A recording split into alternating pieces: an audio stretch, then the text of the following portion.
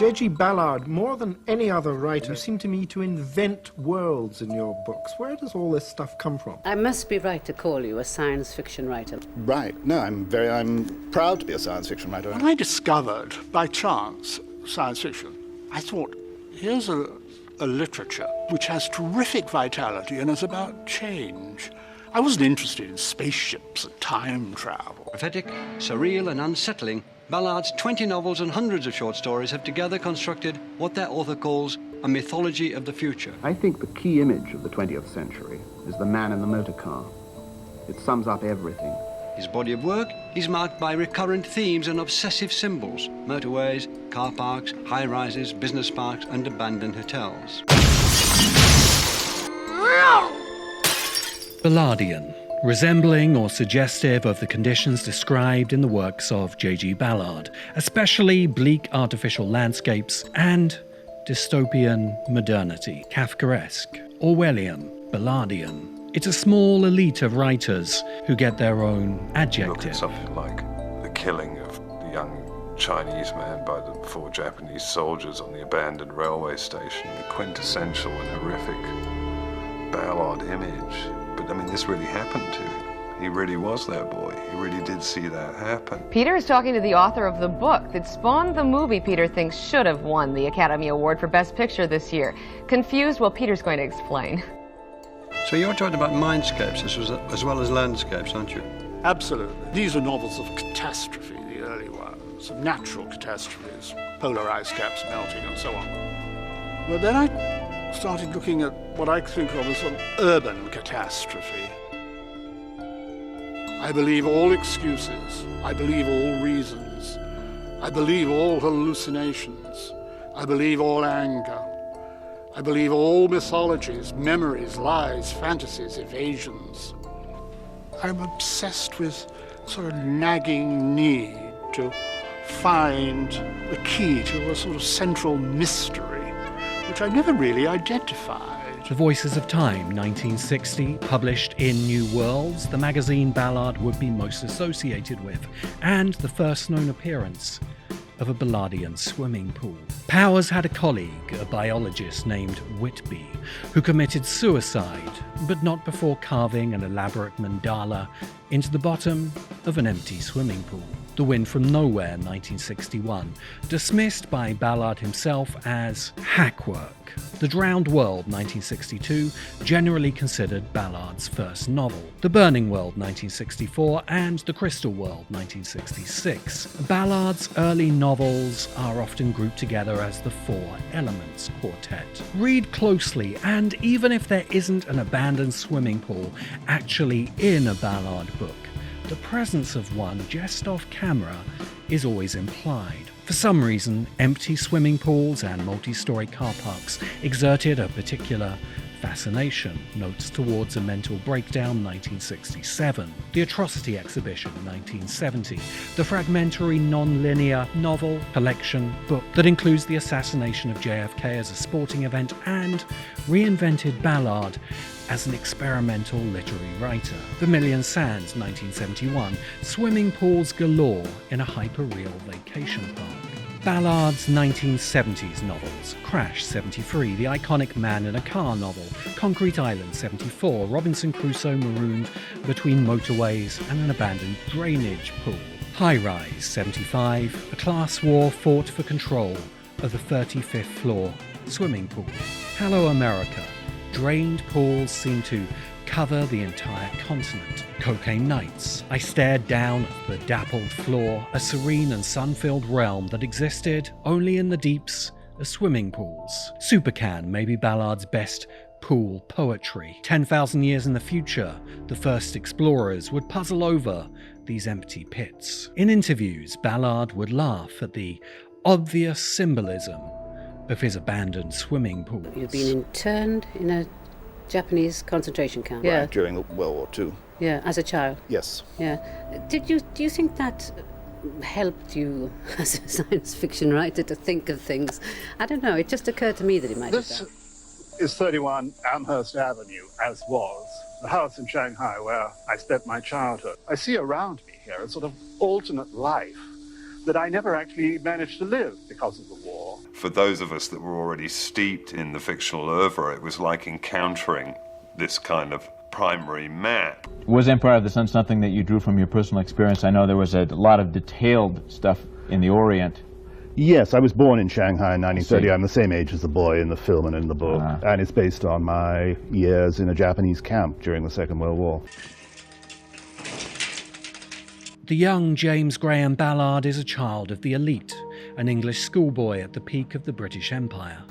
I remember this rice was full of weevils, and we used to push them to the side of the soup plate. And then my father, who was a trained scientist, businessman, said, look, from now on we eat the weevils. But the Ballard boy is thrown down to the lowest level, a refugee in an internment camp, eating weevils to survive.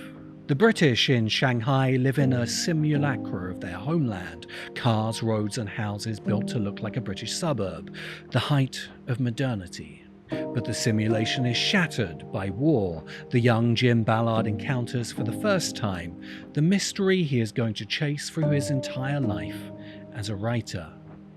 It's there, on the drained floor of an abandoned swimming pool, that Ballard first touches reality.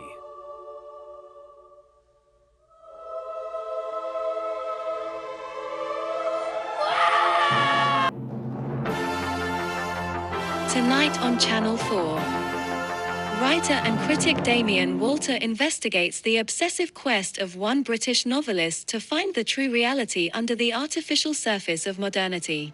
Stay tuned for JG Ballard's Towering Inferno. Confused? Well, Peter's going to explain. A genealogy of Ballard. At an abandoned motorway service station stands Jim Ballard. Passed on the motorway behind are the writers of the British polemic and satiric tradition: Alexander Pope, Jonathan Swift, Aldous Huxley and George Orwell. Stuck in traffic on the flyover are the early British writers of science fiction: Mary Shelley, H.G. Wells, Olaf Stapledon. Ballard's inclusion in Harlan Ellison's Dangerous Visions will associate him to that elite group alongside Samuel Delany and Ursula Le Guin, the New Wave.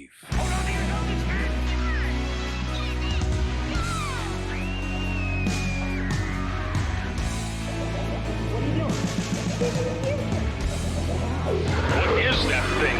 Whatever it is, it's big and mean. Power extreme! Separately assembly required. Michael Moorcock is the most significant contemporary to Ballard, the legendary editor who will publish much of Ballard's early work, and the bad boy of British sci-fi and fantasy, cranking out Elric novels to pay the bills for New Worlds magazine. At this nexus of influences, Ballard typified a very British science fiction, one characterized by a fusion of pulp and literary narratives, of a commitment to absolute nihilism, and a joy in the grotesque. That grotesquerie will influence writers like Alan Moore and Grant Morrison, the mega-violence of 2000 AD, Judge Dredd, and many more, from Will Self to Ian Banks. But Ballard stands apart from all his peers. He is a lone figure under the overpass, staring out into the drizzling rain, seeking the mystery. My real existence as a writer is in this room here. This is where my imagination dwells. This is my study, and it's always been my private room. It's at that desk where I've written my fiction for the last, I think, almost every novel I've written and almost all my entire output of fiction has been written in sitting at that desk. World War II may have ended, but with its end and the dropping of the atom bomb, World War III has actually begun. The modern world has collapsed. It has been drowned under the primeval world of jungles, swamps, and ancient beasts. I love the paintings of Max Ernst, deep jungles, which seem like the unconscious mind exposed to daylight or to this strange half-light that you find in Surrealist painting. They seem to be painting states of mind which I was interested in doing because the drowned world is also an attempt to sort of plunge down into the spinal column and descend into a more primeval world where we'll find our true selves, perhaps. The brief span of an individual life is misleading. Each one of us is as old as the entire biological kingdom, and our bloodstreams are tributaries of the great sea of its total memory. The Drowned World is only cosmetically a novel of post-apocalypse. This is Ballard's first serious attempt to look under the surface of modernity for a reality beneath. Ballard isn't predicting environmental collapse. It's worse. The modern world isn't even real enough to collapse. It was never more than a dream of the primeval mind. Of the three major movie adaptations of Ballard, Crash is the only great film. Cronenberg and Ballard were made for each other. I think the key image of the 20th century is the man in the motor car. It sums up everything. If the man in the motor car is the peak symbol of modernity, then the car crash is the moment the fiction of the modern is torn aside and the mystery of reality is revealed.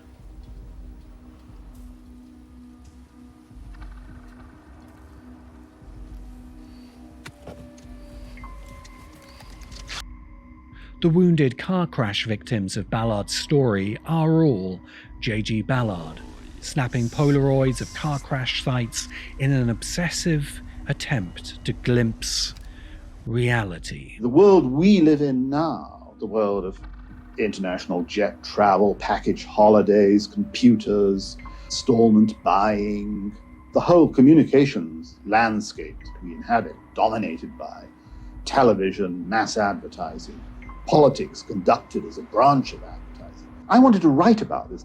I wanted to write about change and possibility. I wanted to write about the next 5 minutes. Britain is the concrete island, a land that has been entirely covered with motorways, hotel convention centres, and shopping complexes. A motorist crashes through the barriers and becomes cast away on a traffic island. The only place reality can be encountered is in the liminal spaces between the concrete. In fact, what is so strange about the world we inhabit today is the way in which fiction and reality have become reversed. The world of reality was the external world around you, the world of fantasy, and the imagination was the world inside our heads. Now that's been reversed. External landscapes of our world are almost entirely fictional, made up of advertising and publicity, an artificial man-made landscape. The only point of reality we each of us have is the point of reality inside our heads. Our own obsessions are all we have. Ballard is searching for reality under the concrete surface of modernity. Hold on to that word, modern. We use it too easily and forget it means anything. Modern can mean whatever is happening now, but in our now, modernity means something very specific.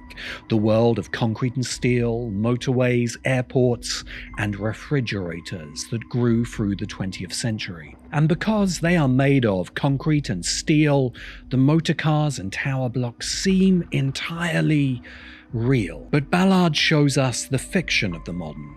The design of a car, the architecture of a tower, are fictions embodied in steel and concrete. Ballard is a poet of the obsolete.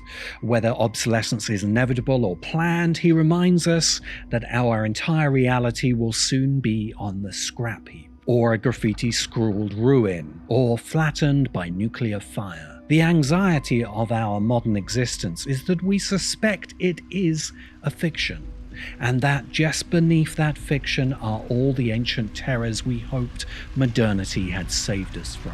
Ballard is about to drag us down to the most ancient terror of all in his towering inferno.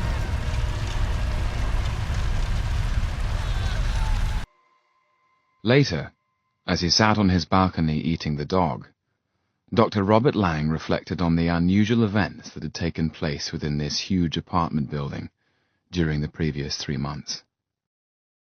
Opening lines like that are why Ballard gets his own adjective, and why Highrise is the Ballard novel everyone remembers. It's also the book where JG Ballard tears modernity down to its foundations, and finally glimpses a reality beneath. The media landscape that we inhabit, this enormous novel we're living inside, thrives on sensation, and the electric shocks are provided by violence.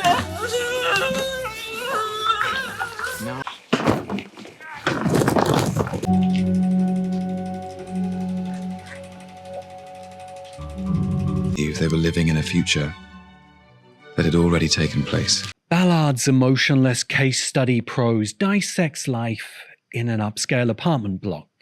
As the new residents move in, they begin a descent into violence, barbarism, and the collapse of modern civilization. A conflict that begins with the dead body of an Afghan hound found in the 35th floor swimming pool. The Ballardian dog never has a good time. A lot can be and has been said about Highrise. It's a multi-story model of British class stratification. It's a Marxist tract on the alienated individual. It's a study of structural inequality, or even a feminist utopia. Women's imaginations express themselves in terms of their emotion. That's not a bad thing. No, that's fine, but it only goes so far. Or maybe not. Highrise is Ballard's clearest vision of the reality beneath the modern fiction. And what he sees is hell on earth. The connections between sex, eroticism, and death have been explored, for hundreds of years, if not thousands. The French and Italians, the Spaniards who were there, all completely understood. The distinction is between the Catholic countries, which believe in original sin, know we're all rather perverse if we're given half a chance. And they have a death at the centre of their religion. Right. In the midway of this our life below, I found myself within a gloomy wood. The opening lines of Dante Alighieri's Inferno don't have the punch of barbecued Labrador, but they are arguably more meaningful. Dante's Divine Comedy, in its 3 parts, Inferno, Purgatorio, and Paradiso, is the most famous allegory in literary history. Dante describes a descent into the circles of hell and an ascent up to heaven. He catalogues the sins that condemn to hell the merchants, moneylenders, and aristocrats of the 13th century Italian city-state, just as Ballard does the same for the stockbrokers, tax accountants, and architects of 20th century Britain. Dante's opening line is an allegorical gloomy wood. Midlife is significant as the time when a man might see through the decorative surface of medieval life to the sinful reality beneath.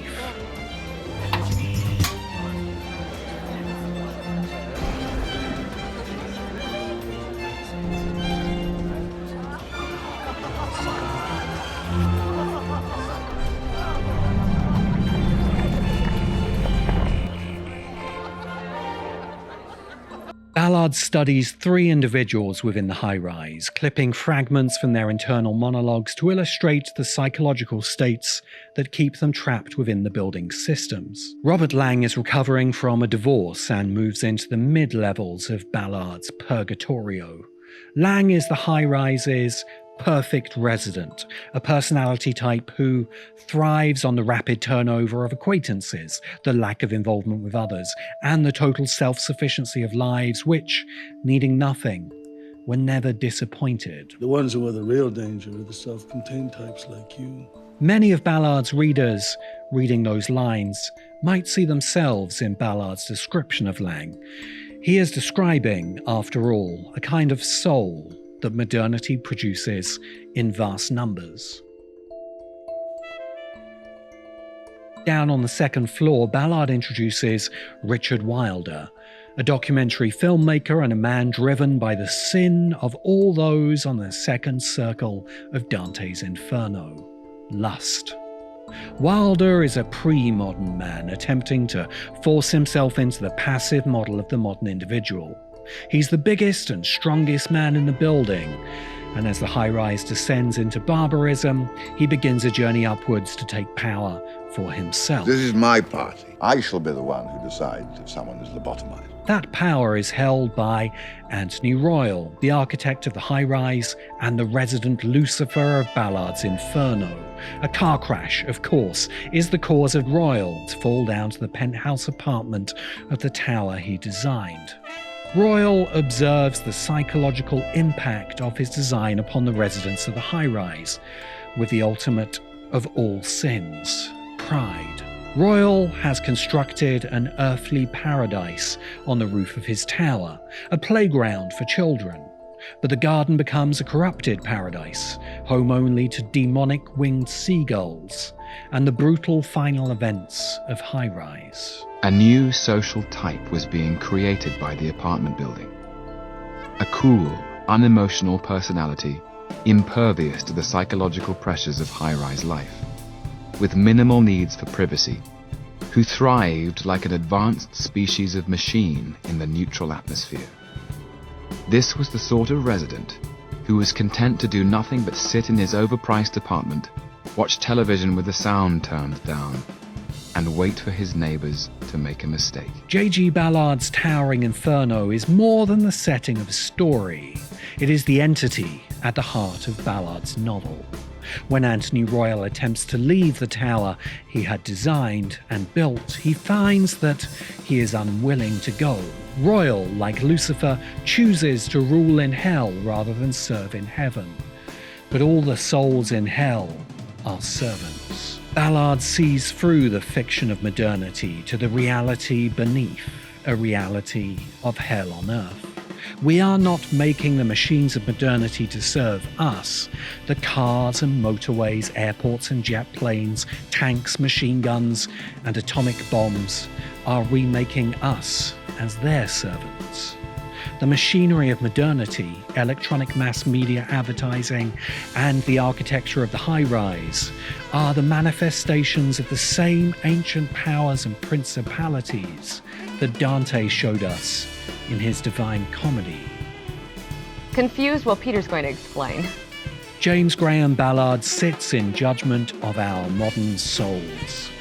Dante at least offered the medieval imagination a path out of hell. Ballard offers our modern souls no such hope. He rejects the heavenly spheres just as he rejects the silly sci-fi tales of space rockets to Alpha Centauri. The high-rise tower leads nowhere. There is no redemption, transcendence, or eternal life for those who climb its floors. There is only the fate of all material things: destruction, death, and decay. Invisible. I need invisible surroundings, and this suburb is almost invisible to me.